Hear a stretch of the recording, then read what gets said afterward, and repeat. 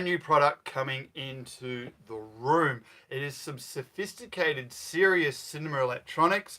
It's rather new, and in fact, it's just taken out a whole bunch of awards.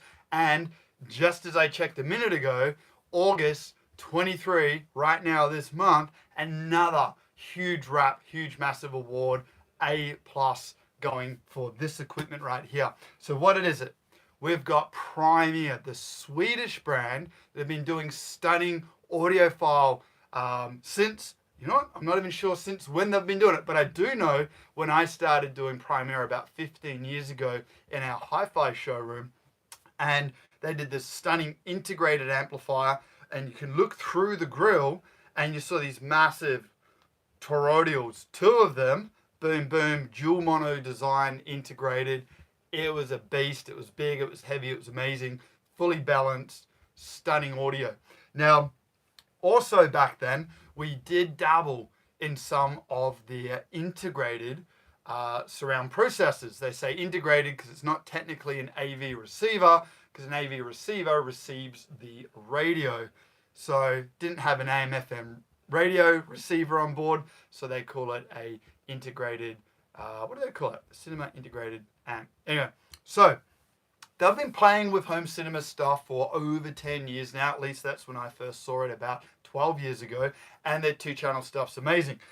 And it was just recently I actually saw a video, the Ascendo guys, they did a big demo room, I think it was, in Europe. And the Ascendo was teamed up with the Premier, and I thought, I wonder what Premier's up to. And it turns out they're up to something really stunning. So today I'm going to crack open our new delivery of the Premier SPA25. That is a surround processing amplifier. SPA, surround processing amplifier, 25 model. So this is the first in their range. Now Premier do really beautiful product. It's at a pretty high standard. So this is their entry level. Aussie dollar wise, this is a $9,000 unit. So this is really mixing it with the likes of JBL Synthesis, Arcam, potentially towards the Macintosh sort of level, although the Mac is double the money again. So setting itself somewhat apart from Yamaha, Marantz, Onkyo, Denon, those sorts of guys. Quite a different design philosophy in many respects. And we're going to do a little bit more of a deep dive into this unit. So first, let's crack it open. The SPA25 now. You're probably wondering what the box is down here. Of course, it's another Swedish design product as per the flag. And it is the A35.8. That power amplifier, as you may imagine, is an 8-channel, which hence the 0.8. And it has some huge power supply capacity. And it's bridgeable, and that's exactly what we'll be using this unit for in this room. Now we do have the amazing Ascendo 10Ps. Actually, I'm going to bring one over right now because we do have another product behind the screen we've been testing. So these guys are out for a minute. These will go back in. Very high efficient, but also very high power handling. They'll actually handle around 500 watts. So the idea is that we will bridge this 4-channel into 3 channels, the whole power supply for just 3 channels. So we're going to convert 6 amps into 3. The other 2 amps we're not going to utilize, but we will use the entire power supply, 1500 watts of available power supply, into our front 3 LCR Ascendo 10P speakers. So that will give us 375 watts into 8 ohms into each speaker in an award-winning, high-class, audiophile grade, multi-channel power amplifier. So very, very, very excited to run that, because I can tell you the Ascendos have been sounding like, they're just sounding like a rocket. So powerful, dynamic. The imaging is absolutely stunning, which for immersive surround sound, kind of the point, right? To get sound moving around the room. So the way the speakers hand off to each other. And we'll be running that off the Anthem 740 model, which is good for about 140 watts per channel. But you'll notice with the Anthem, as soon as you look at a 4 ohm load, it actually maybe hits 180 and goes back to about 160 because the available power supply isn't there.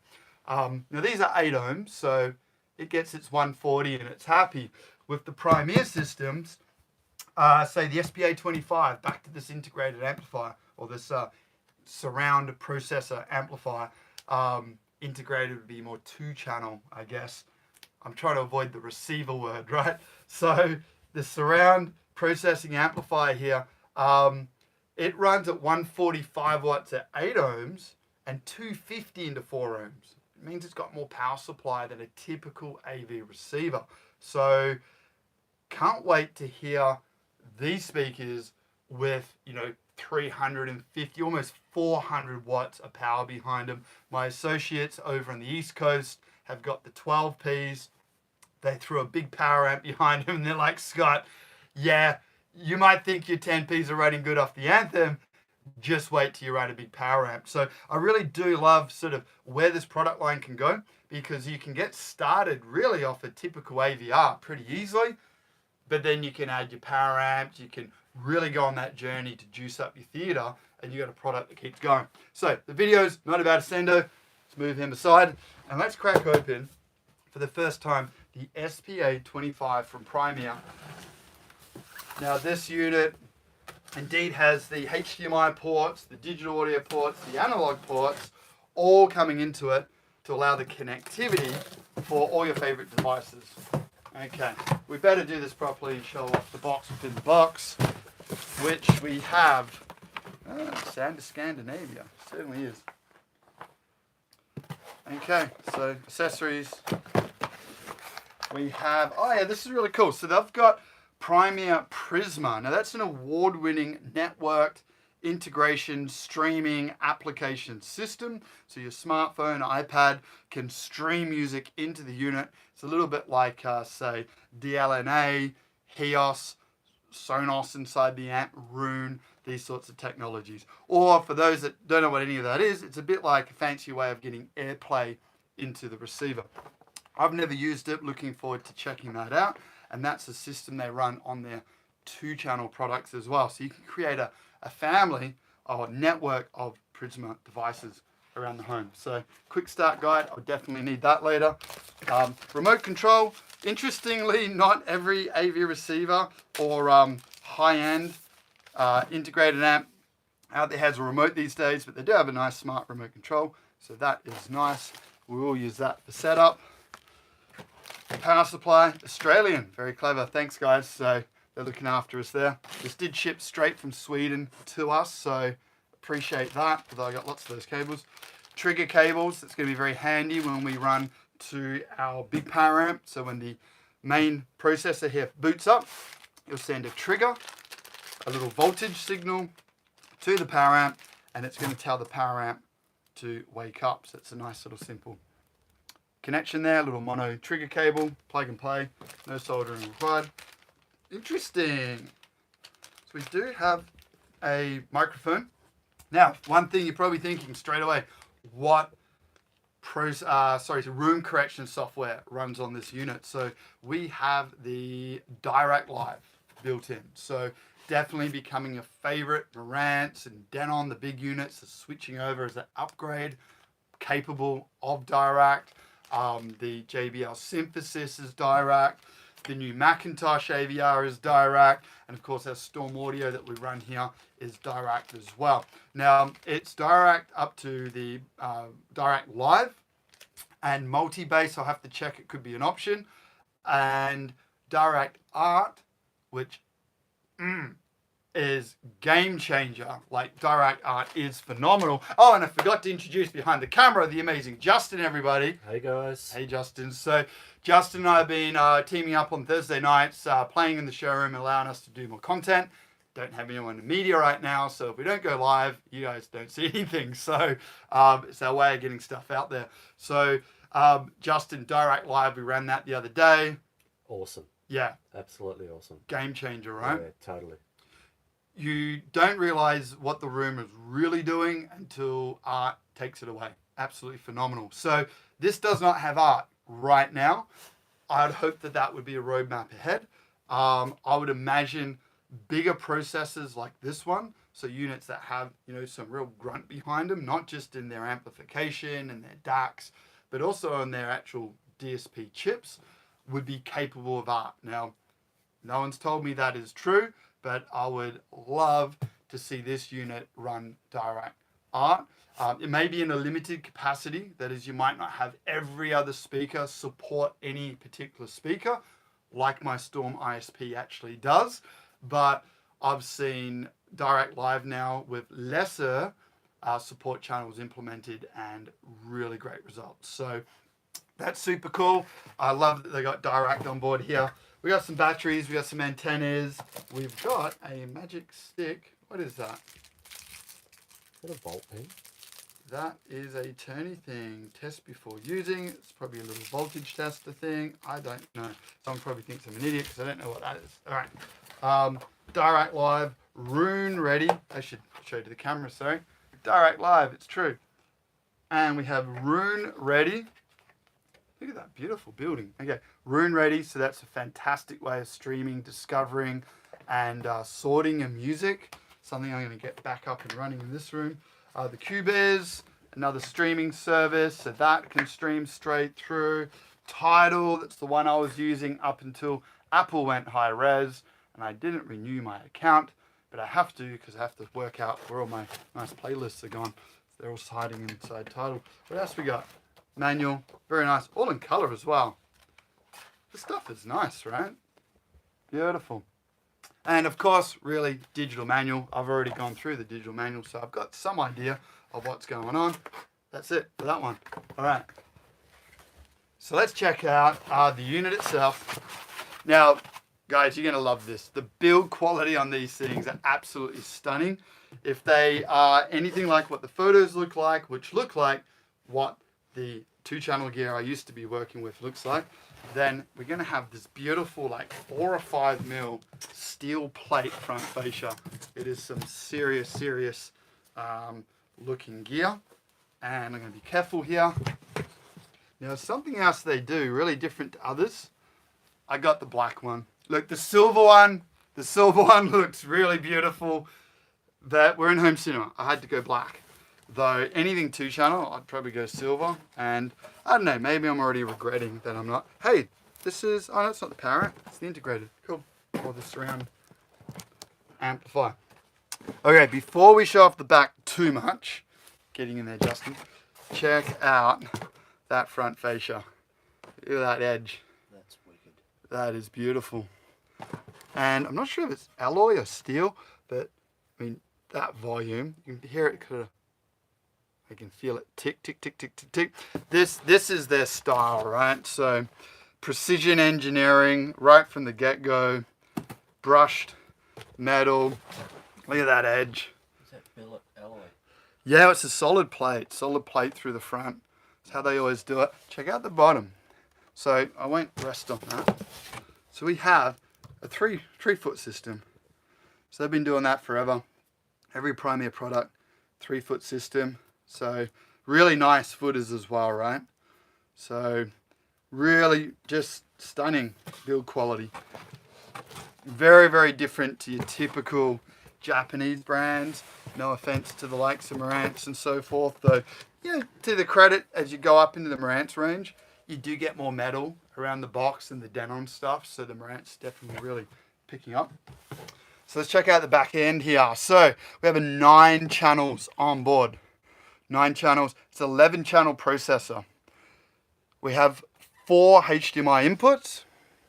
So probably, you know, not a lot compared to what's happening out there in the market, to be fair. I'm pretty sure this is the same 4 as what the new Macintosh is.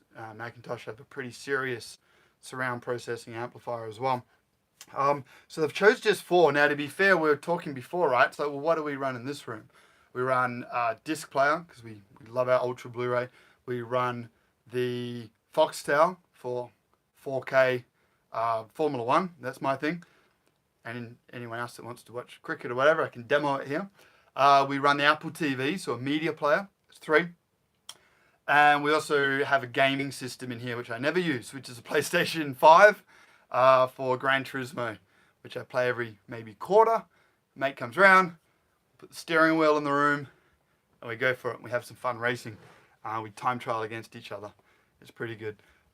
It's kind of fun when you've seen someone get a best lap, and it's kind of fun seeing them wipe out when they almost get a best lap and beat you. So, all very good. Now, the thing that's important about the HDMI, okay, so it's limited, let's say, to 4. But the HDMI output here is actually eARC. So if you do run a TV and you're big into gaming, massive into gaming, and you want the latest high frame rate and all that stuff, this HDMI board will not do it. Now, the guys mentioned at Primea that they were not too impressed with the HDMI board technology they were seeing. And in fact, there were not the best results with the early 8K boards out there. So they chose to stick to 4K 60 hertz or 60 frames per second as their top end video. And to be fair, when I play Gran Turismo on the PlayStation 5, I really love the V-Ray tracing that happens. That is the shadow detail and like the reflections in the cars to the other cars. There's this beautiful graphic. Now, to get that, the PlayStation is going to max out at 60 frames per second. To go 120 frames, you're going to start losing those features. And really, it seems for those that are big on high frame rate gaming, you probably have a dedicated gaming system. If you're hardcore and you want your gaming to be absolutely at the max in your cinema, this is not for you. Though they say it's a 2.0 board, they do have 2.1 features. So eARC was something that came out later on where the Dolby Atmos, the full capable audio, can stream out of the HDMI, out of say a TV, into this processor. So if you have a 100-inch Sony LCD TV, that would be nice. And you want to go full on gaming, 120 hertz into it, you can do that straight into the TV. And then the HDMI board can send the full multi-channel audio back into the processor, and the TV has another 3 or 4 HDMI inputs. So you're actually pretty well loaded up. So for me, practically what I see a lot of my clients run, same sort of thing. Maybe a media player, a disc player, if I can get them into it. A lot of people just stream through the Apple. Those that are, I think, into a product like the Primea here will likely run the disc because it is the more premium format.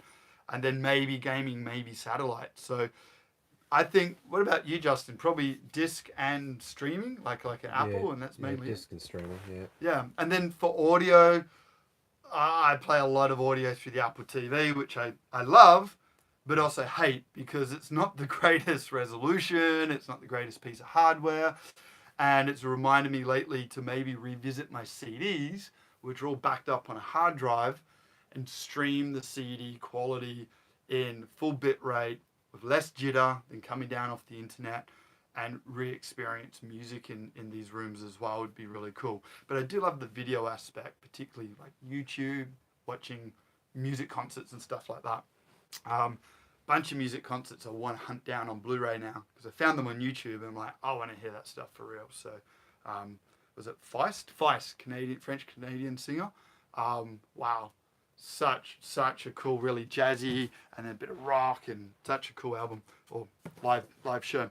All right, so that's the HDMI board covered off. We got digital, we got couple coax, couple optical. Here's the thing: this is very much an audio files or hi-fi person's favorite AVR because we've got here a Mac/PC USB stream in.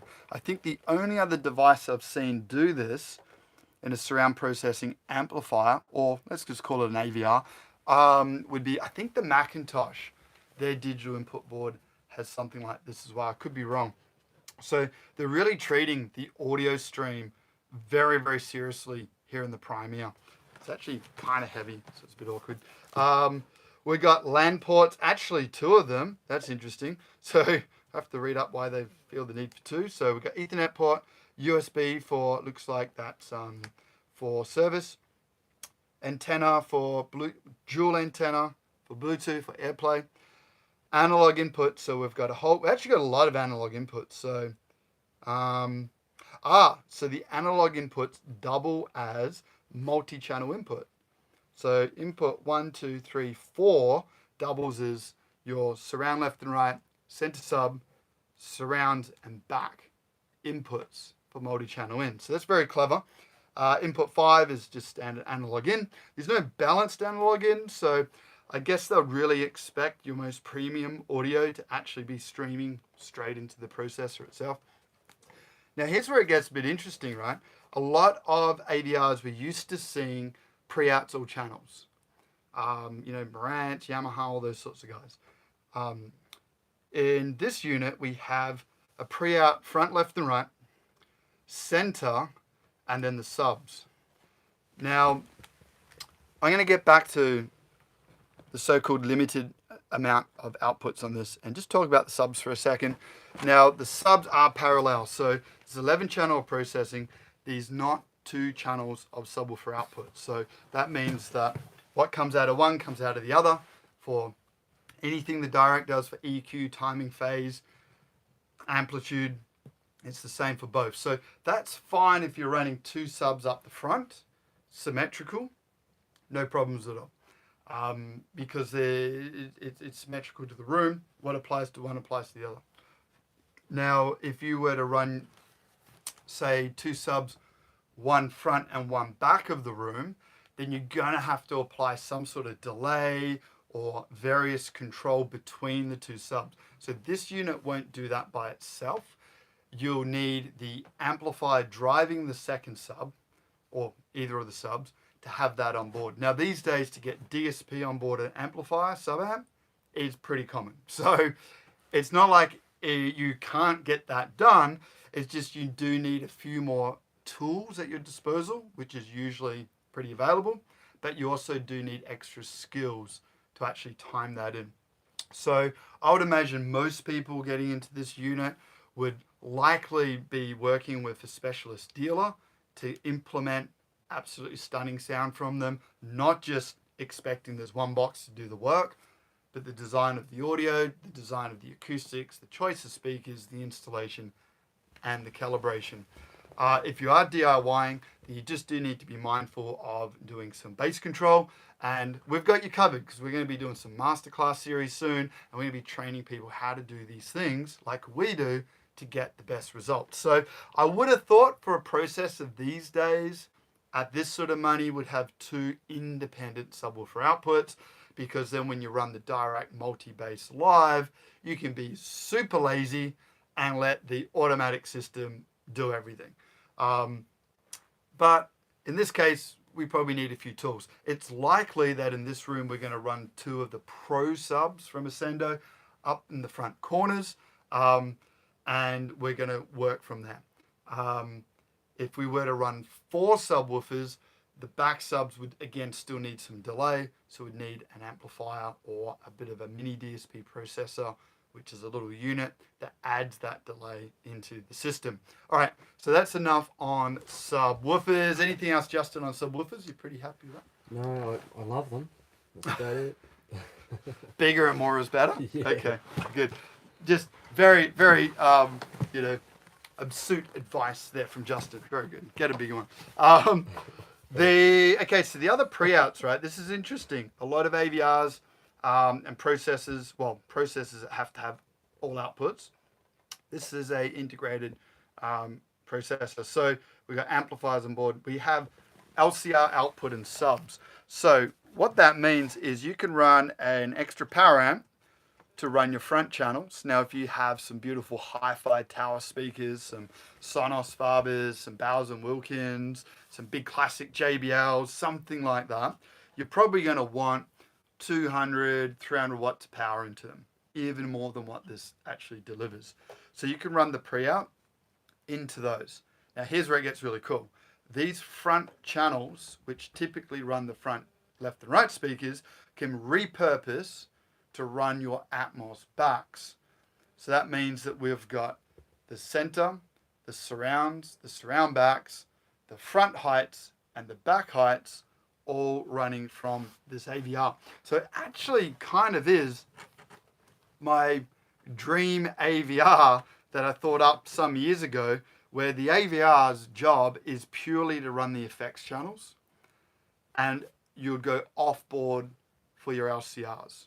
Because really, this unit is with the load of the LCRs taken off. Now, I said stereo before. Sorry. So it's also got the center output. So how I see this working for cinema enthusiasts, for hi-fi you might just run the left and right and do a nice big power amp, right? Big stereo power amp.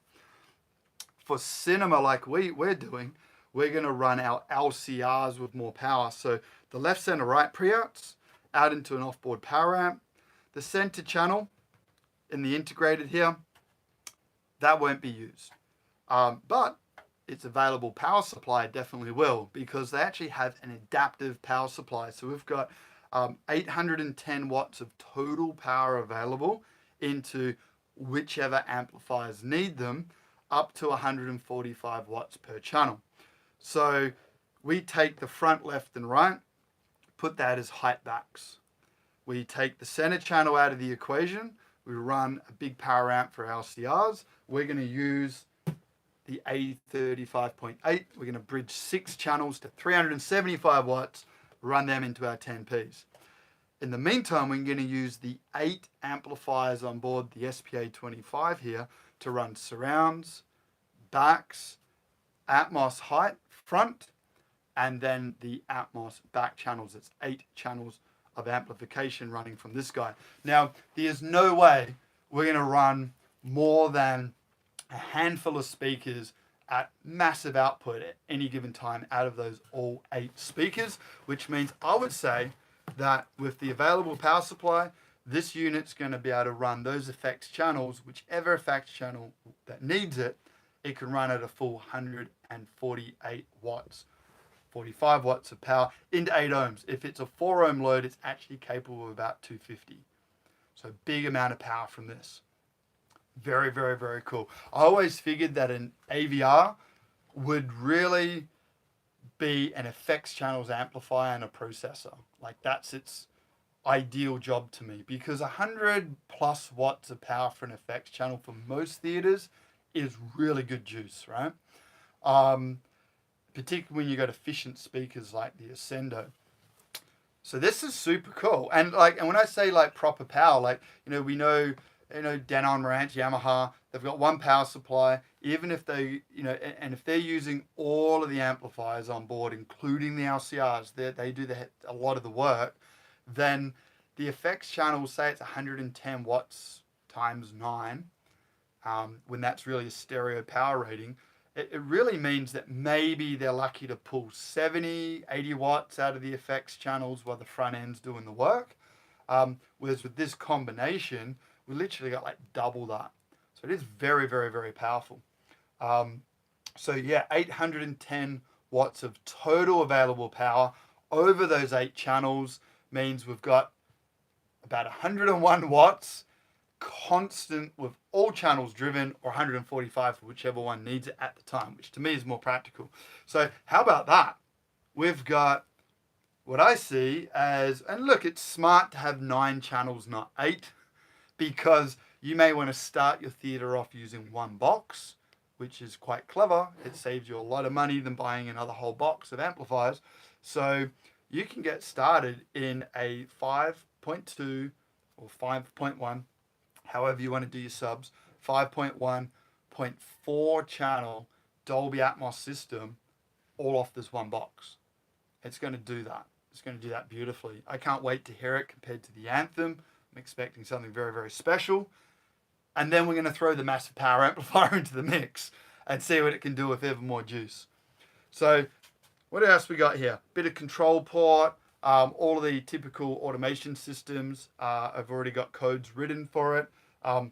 Absolutely stellar unit, and you'll see for yourselves all the awards and the accolades coming out for this unit. I think I should take a breather, and we'll do another video cracking open the other amplifier, the power amplifier.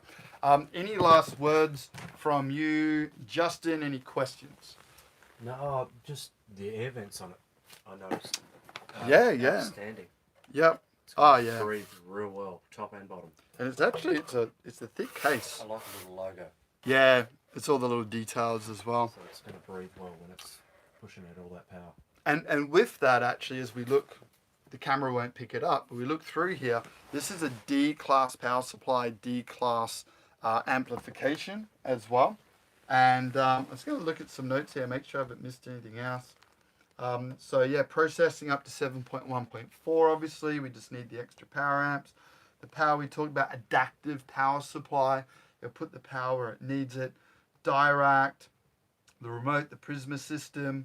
Yeah, all D-class. And I'm pretty sure, I'll have to check though, they've developed a lot of really beautiful technologies around D-class. They've been awarded in their 2-channel. And, you know, it's true. D-class sounds proper good these days. And it's very, very practical. It's not so hot. I don't think there's any fans on this thing at all. So it does. It breathes, you know, through its own system.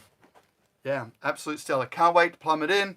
We'll give you more reports on this. And I'm just so stoked we've got an amazing passive speaker system in here that's actually capable and willing to represent the quality and the clarity, the resolution, and handle the power of this combo coming along. So can't wait to do that. All right, so thanks for watching. For more inspiration, education, do subscribe. Check out our website, brand new one coming with loads more content, tips, and strategies on creating really stellar, beautiful cinema in your very own home. And here's the thing. If you've got a cinema at home, are you really at home? I don't think so. All right, catch you next time.